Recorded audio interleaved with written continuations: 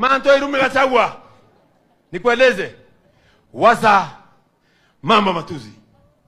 Mimi mambo ya kutusi wa Meru, wakati wa Meru wako na baraka kutoka kwa Mwenyezi Mungu, tumekataa. Na wewe Mithika Linturi ulipewa uongozi na Mheshimiwa William Samoei Ruto ndio uweze kuleta mali katika area yetu, na ukiwa minister wa agriculture ile ambayo utuletea mafia funda kama bataliza itokwelana loi na Gachagua. Sitaki matusi, mimi ndio mwenye matusi na pamoja.